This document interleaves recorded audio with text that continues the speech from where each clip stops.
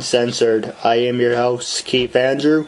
On here with Don Friesen. I also want to say thank you for being a guest on my talk show.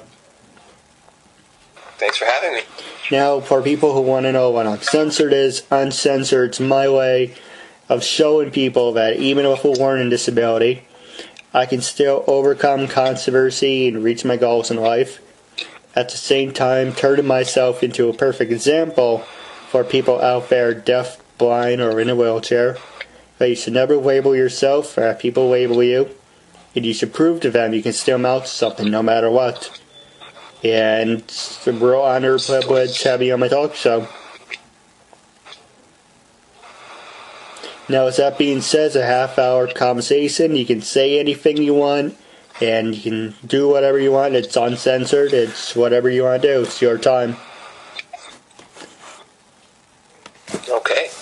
Now, do I look normal? Because you're sideways to me, but if I look normal and you look normal to your own talk show, then you're great. Yep. Don't worry about it. I'll try to even it out. How's that? Hey, okay. Now we're on the same page here. Now, I saw you were a comedian. I saw some of your work. You're pretty good. Yeah. Well, thank you. Appreciate it. Now, who the first question? That's what I strive for. First question I was going to ask you was, Go ahead. Actually, can you hear me okay? I can. There is a little lag sometimes, which is why we're cutting each other off, I think. Do you want to try Skype? We can give Skype a call. Now, sorry for the interruption. Now, I was going to say beforehand, you're as a comedian, who influenced you to become a comedian, and how many stand-up shows have you performed? Oh, gosh. Who influenced me? Well, that could start a whole nother conversation, because my biggest influence growing up was Bill Cosby, so I'm not sure if you want to give it... if you want to just ignore the elephant in the room on that one, and things have changed too much for me to figure out how to best talk about that. That could be a whole show.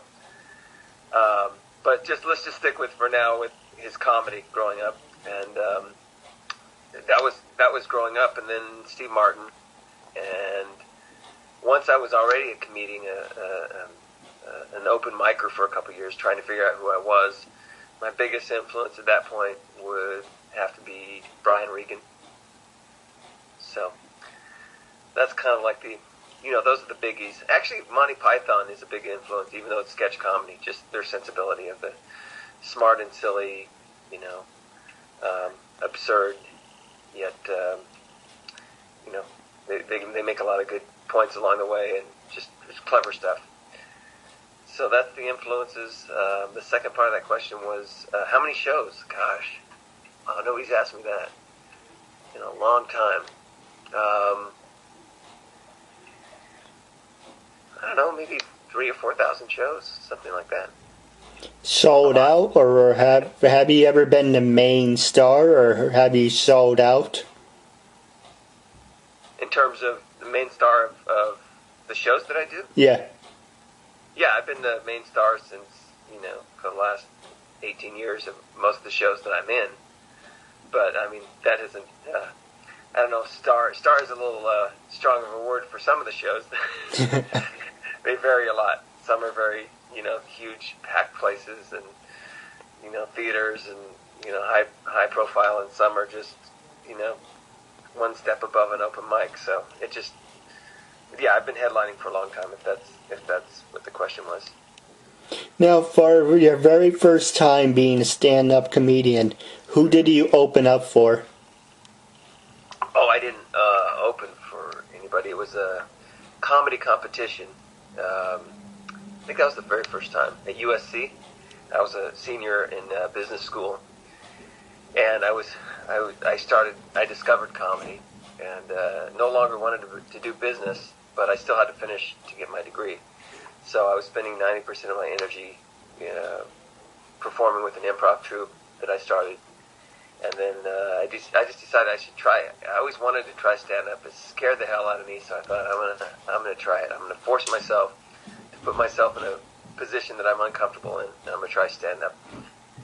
And I just bombed. It was just horrible. It was really bad. Yeah, sorry, I didn't mean to interrupt. No.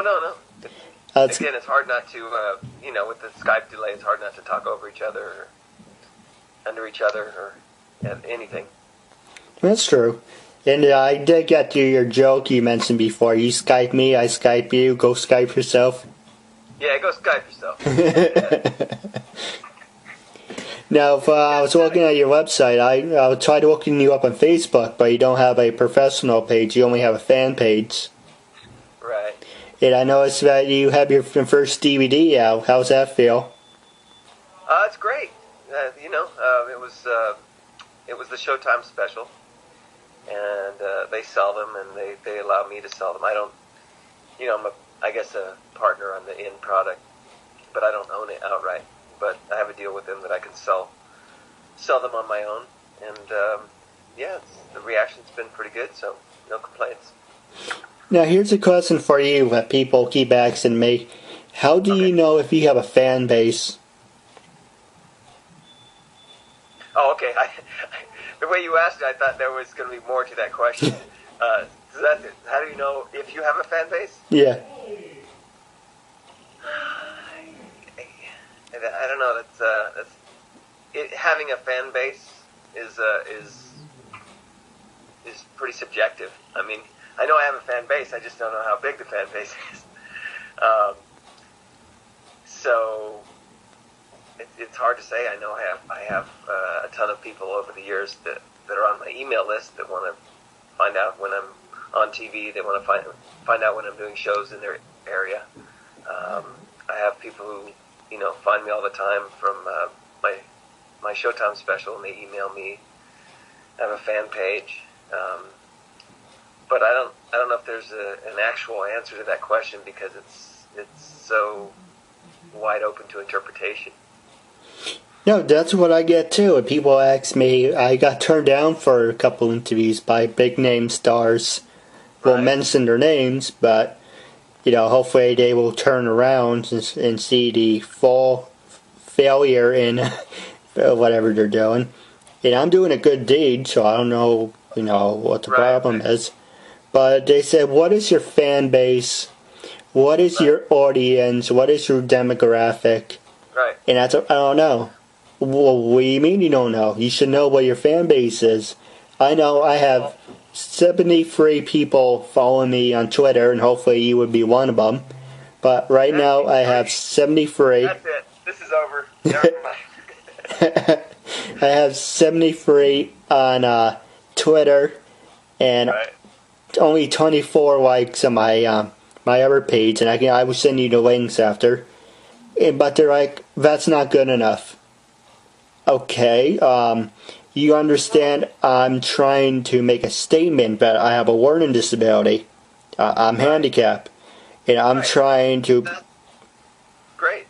I mean, that's why I'm doing your show. I mean, I don't know you, and not that that I'm whatever at this place to be turning a lot of people down, but I do have a lot of people who invite me to do podcasts, and it ends up being at some point very time consuming, even though I love doing them.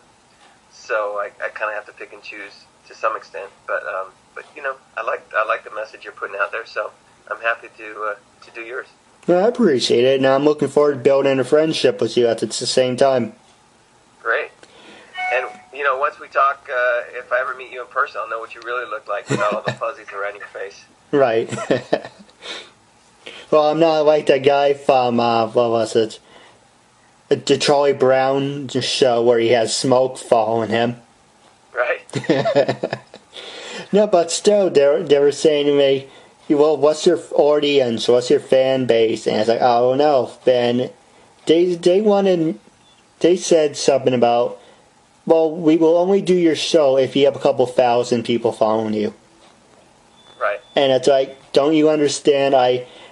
have a learning disability, and I'm making a point here, but I'm making a message.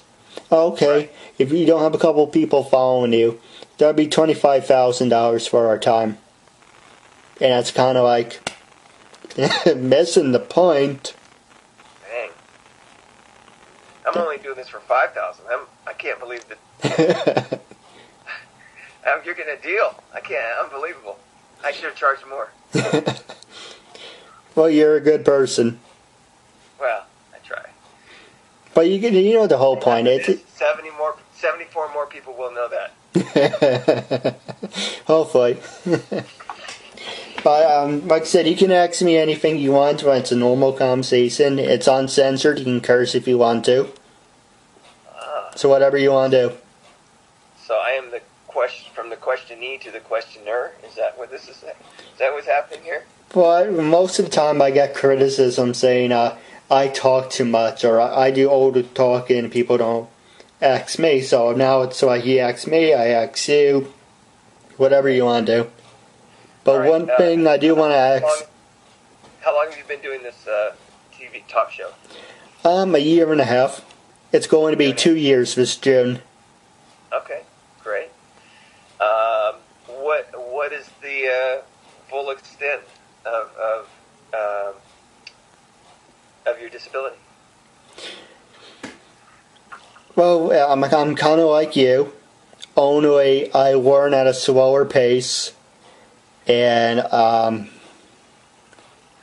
there's a lot of other things, but I'm like you. I learn at a slower pace, but I'm not capable of doing other important things. So this is my way of just proving to people, hey, I may be retarded or mentally challenged, but look at what I accomplished. And the reason I'm so good at this, not the interviews, using the computer and whatever, it's because I've been doing this since I was 15, day in, day out. It's what I was doing, so, right. I'm comfortable doing this, but driving, I can't drive. Right. I can't spell for shit. Right. I think it's FORSHIT. Right. You just remember that, just like it sounds. And there's like, I couldn't go to college, and it's hard to hold down a job, but besides that, I'm very passionate about other things, so this is my way of proving to people, look at what I can accomplish. Right. And you're a little pixelated, too. I mean, don't let that stop you from doing anything, but you're very blurry. Sorry about that. It's Skype, after all. I have that disability, too, I'm guessing. About what? Being pixelated. Well, that brings up my next point I was going to ask you is, do you have any pictures? And I like things to be interactive, so you can pick up the camera, you can zoom it around, show us a place or whatever. I don't want to be stationary, but it's whatever you want to do. I'm just in a hotel room, man. Nothing too exciting there. I don't even know. If this was FaceTime, I would know how to do it. If it's Skype, how do you flip the camera around? Actually, for Skype, it would be... Well, actually, that's a good question. I don't think you can do that on Skype. There you go. Look at this. This is the glamour of the stand-up comedian. Sitting alone in my room, wishing I was somewhere else, talking to you. Well, you're in California. I've never been to California, but now I have an idea of what a California hotel looks like. Oh, I'm in Michigan right now. Oh, same thing. Yeah, same thing. Yeah, California, Michigan, it's the same deal. People always get those two confused. So there you go. There we go. We're moving on. It's a lovely one bedroom, one bath, rented out on a nightly basis. Hey, at least you don't have any bed bugs. Yeah, not yet. Now, the next question I was going to ask you was, do you have any favorite outfits? Like, have you ever dressed up as Elvis, the Fonz during your shows, or you don't do that? Funny you should mention that. You just brought back a memory I hadn't thought of in a long time. Early when I was starting comedy, I used to do a lot of impressions. I don't do as many now, but so a restaurant in a small town, like a half hour from my house, somehow they saw me at a show and they said, "We'd love to have you go around." It was a sandwich shop. Go around during our peak hour, and our lines are long. I'd like you to just entertain the people. Just give them something to take their mind off the fact they're waiting in line. So if you could just, schmooze around the restaurant as Kramer. So I'd dress up as Kramer, and I would walk around. Yeah, Jerry. You got to try the provolone. With the full hair and the whole, I'd slide in, slide out, and then I'd do that for an hour and a half, just cruise around. Some people thought it was funny. Some people, understandably thought it was I was nuts. They're like, "What's this guy doing?" And then they had me do that as Elvis, and they had me do a couple different people. So, when you're starting, you do anything, man. That's true. Yeah. Well, have you ever had the, let's say, opportunity, but it's not really an opportunity, but did you have the privilege of, I'm trying to look for an unflattering word to continue with this, but it has to do with retail.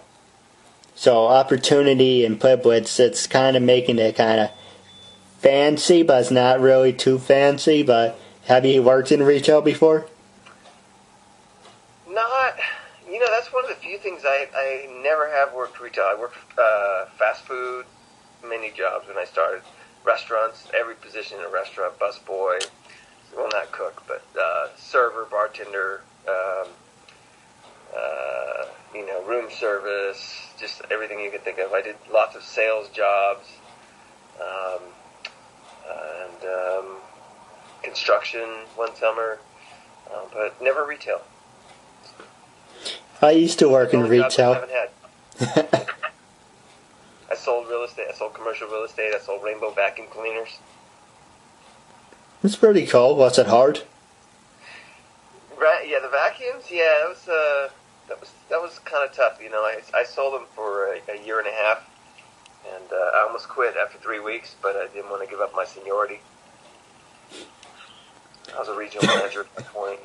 You should have said this vacuum cleaner, it's perfect for anything. It's so powerful, it can rip off your own chest hair. Yeah, it was something else. It was quite an experience. And, yeah, but I learned a lot. If I hadn't sold vacuums, I probably never would have been able to do stand-up or improv for that matter, because that was the one occupation that forced me to be able to present myself to strangers and in front of people and get over that fear, or at least subside it, just get past it, and be able to push through and hide it and work through it. And I had a lot of stage fright issues I had to work through, but I attribute my vacuum sales to getting over the first biggest hurdle. No, we're in the same boat. I still have panic attacks, and my social skills suck. But doing this talk show, really helped me interact with people a little bit better than I used to. I used to work over at North Face, and even before I used to work there, I never used to walk up to people and start talking. I used to be the kid in the corner. Right. But then I had an excuse to walk up to people, especially good-looking women, and walk up to them and say blah blah blah. And now I'm doing my talk show. The same thing gives me a reason. I think there's a component in there depending on your personality and how you were raised. But I always felt like it wasn't my place to go up and introduce myself to new people. I just let things happen to me, and like you say, once that's your job, then you have an excuse, and you have a reason to come up to people, and then you realize it's really at any time you could just introduce yourself. But it just didn't. It had to feel like it was my place to do that. All right. Now, the next question I was going to ask you is, what did you major in college? And all those people who doubted you, what do you have to say to them? Well, I haven't really kept in touch, but I don't even know that people doubted me because I don't even think they noticed me, to be honest with you. You know, I think to doubt me would take a little more involvement on their part. So I think in my head that maybe I had, when I was starting, I had built up this image of people who doubted me, and I was going to show them, you know, and that helped motivate me early on. But then once I started getting good at things and being more successful and comfortable with myself, then I realized there was really nobody that I could pinpoint that was the case. You know, it was just my own self. It was my insecurities, and then at some point it became a tool, a carrot and a stick that I could use. But yeah, I don't know. I don't know if people. That's one of the things I've actually learned over the years is to not even.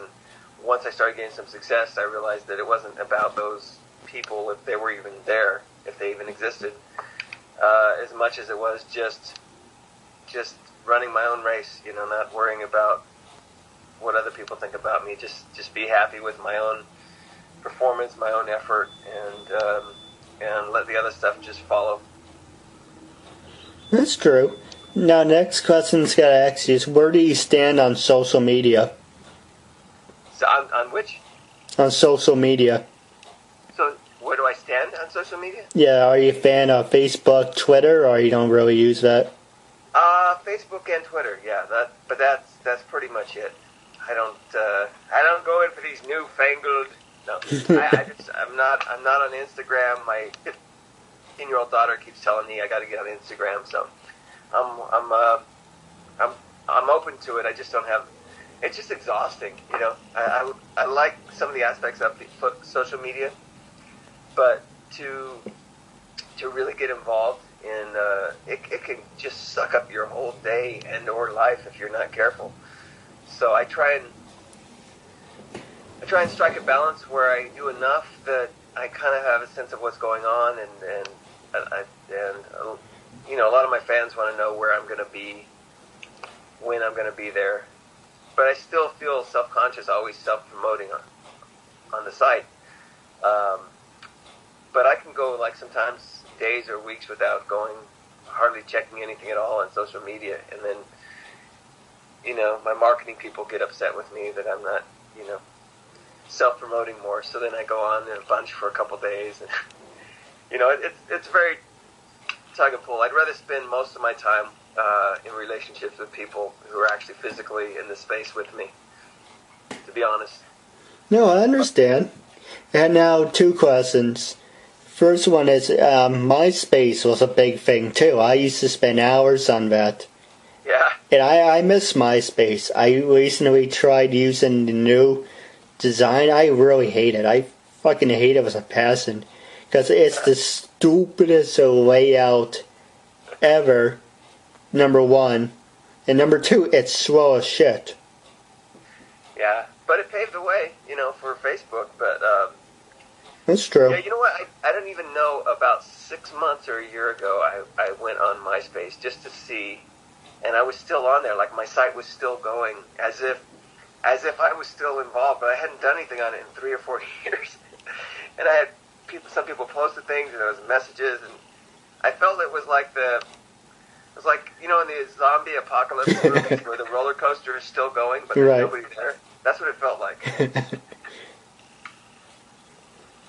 I don't know, I used to be a fan of it. Business model, you know, it can keep going. You know, like it can go indefinitely without any input from me at all. So that's true. But if they go back to the old platform, the old style, right. A lot of people will go back to that because it's. A lot of people say vintage. I don't like the word vintage. I like the word classic. Right. Or retro. But, it's eventually, everything comes in cycles. Right. But you mentioned Instagram and you mentioned Tumblr. And I'm at the point where it's like I don't even want to attempt to do any of that. I'm happy with Twitter and Facebook and whatever, LinkedIn. But it's like, what's the point of doing something new? Because something else is only going to come out and replace it anyway. Well, I think anybody who wants to find you can find you on Facebook and Twitter. That's my feeling on the matter. And they can interact with you, and, that's really what it's all about. That and the hokey pokey. But, yeah, so I don't really see, if I had infinite amount of time, or if I had, a staff of people, who could update all these and get me on all these sites and keep me relevant. That's the other thing. If you start a new platform, if you're starting from scratch and you have no followers and you really you're starting from scratch. I mean, you literally have to put a lot of time and energy to build something up that looks decent. So I would just stick with the couple that I know I can, that I already have a toehold in. I have, basically Facebook, MySpace, and YouTube, and then you found me on LinkedIn, and which I don't do much with LinkedIn. I originally envisioned that as just something for business contacts and for corporate work. It's funny you should say that. I get that a lot.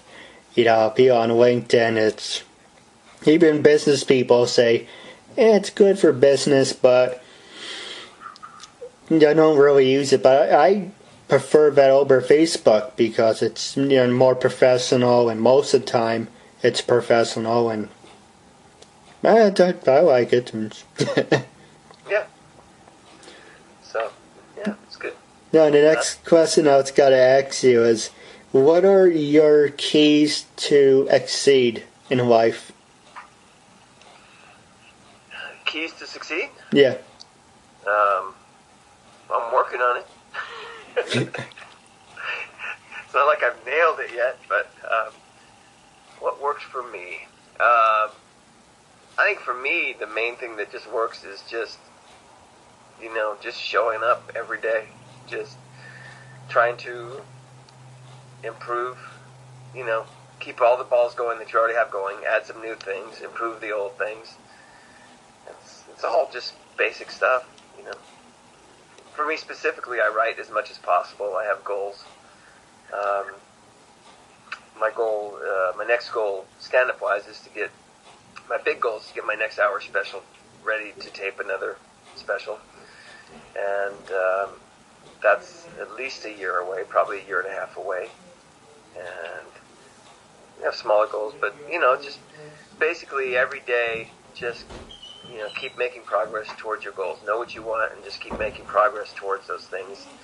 Day in, day out, some days more than others, but just don't, for me, not letting up is the main thing. Not going days or weeks at a time without making progress, because that's where you lose all your momentum.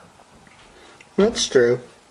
Now, we're wrapping up. Do you have any funny stories you would like to share, or have you ever pulled any pranks on the people? I didn't hear the last question, I'm sorry. Oh, do you have any funny stories you like to share, or have you pulled any pranks on the people? I heard the funny stories, but have I... ever pulled any pranks? Pulled any pranks? I'm not really the prankster type, to be honest. Funny stories.